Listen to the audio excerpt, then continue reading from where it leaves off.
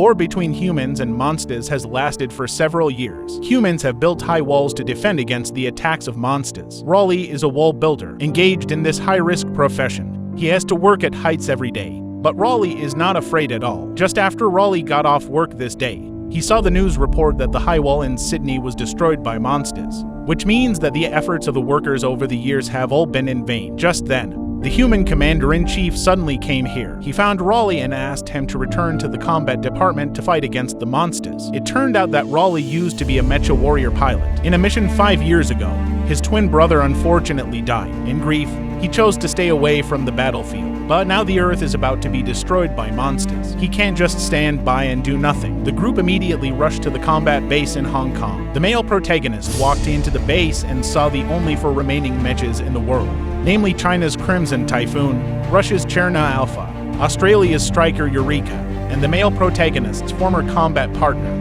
the Danger Ranger. That mission 5 years ago almost scrapped it. Thanks to the male protagonist who finally drove it back to the base, it had a chance to be reborn. Now Raleigh needs a new partner to jointly pilot the Mecha Warrior. He chose this Japanese girl, Meiko, when they practiced synchronization.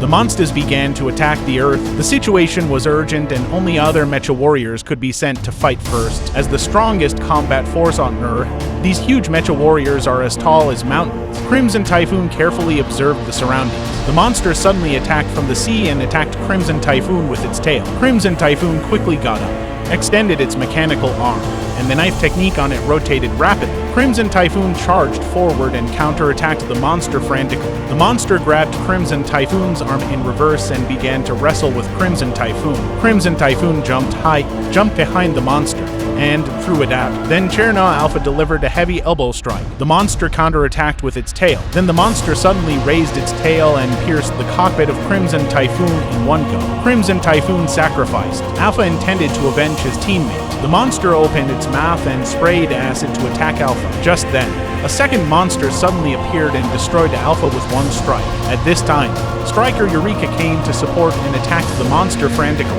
Then it lifted the monster and threw it out. The pilot spread his arms, preparing to launch missiles. The second monster released an electronic pulse, instantly paralyzing Striker Eureka. The distant base also lost power. Now only the Ranger, which uses nuclear power, can fight. At the same time, the monsters have penetrated deep into the city and caused extensive damage. The other one can guard the paralyzed Striker Eureka. Just when these two pilots were about to be crushed by the monster, the Danger Ranger descended from the sky. The monster threw the Ranger into the city. Then the monster charged at the Ranger, and the Ranger was not afraid and also charged at the monster.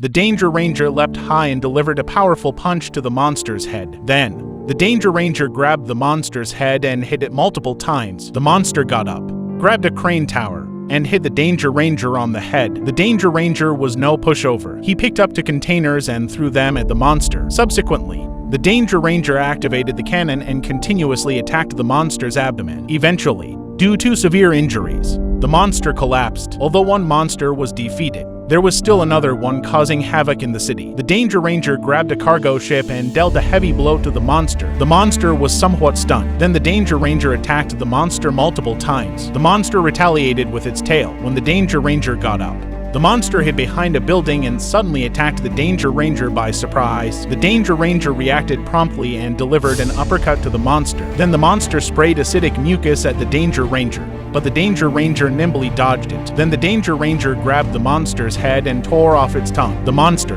both in pain and anger, grabbed the Danger Ranger with its feet and flew into the sky. At this point, the monster flew higher and higher, and the cannon ran out of energy and ammunition. In a critical moment, Mako remembered there was a hidden weapon, a steel broadsword. With the joint efforts of the two protagonists, they sliced the monster in half with one strike. The Danger Ranger fell from a high altitude. To buffer the force of the fall, the Danger Ranger ejected fuel from the chest of the mech to boost and slow down the descent. Finally, it landed heavily on the ground. The dust slowly dissipated. The Danger Ranger emerged victorious. Humanity won. People cheered for this hard-won victory. Then they promptly set about repairing the Danger Ranger because an even more difficult battle was approaching. People planned to sink the mech warriors into the seabed to destroy the cross-dimensional passage through which the monsters were transported to Earth. Ready, the surviving Striker Eureka and the Danger Ranger were dropped into the Pacific Ocean from a high altitude by helicopters. As humanity's last hope, The two mechs plunged into the seabed without hesitation. In the cold seawater,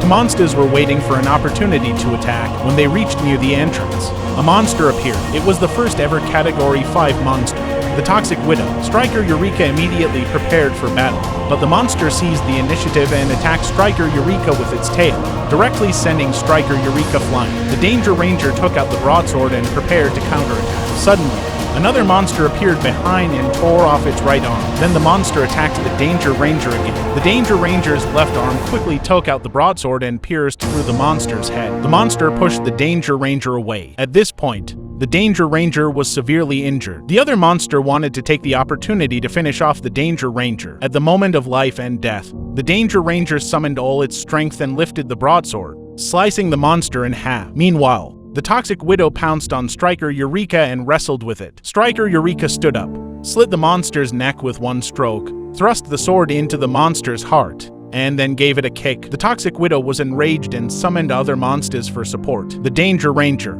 dragging its injured body, wanted to fight together with Striker Eureka. The pilot of Striker Eureka stated that they would detonate the nuclear bomb to kill the monsters, and the task of destroying the transmission channel was left to the Danger Ranger. For all humanity, they could only painfully agree to the request of Striker Eureka. Just when the two monsters simultaneously attacked Striker Eureka, it activated the nuclear bomb and self-destructed. The Danger Ranger crouched down to mitigate the impact of the explosion. The shockwave pushed the seawater out of the ocean. At this moment, the bottom of the ocean was like land. In the next second, the seawater rushed back, causing severe damage to the Danger Ranger again. The system of the mechwarrior was damaged. The Danger Ranger, dragging its injured body, moved step by step towards the portal. Just as it was about to reach the destination, the Toxic Widow suddenly appeared in front of the Danger Ranger. The previous explosion did not kill this monster. The Danger Ranger activated the thrusters and fell into the portal with the Toxic Widow. Midair, the Danger Ranger activated the thrusters on its chest and used the flames to burn through the monster's heart. Then the Danger Ranger entered the portal and entered the monster's lair. This world was filled with unknown creatures. A spherical object emitted a dazzling light. The protagonist activated the nuclear reactor and then evacuated in the escape pod. This monster created by humanity erupted with tremendous energy,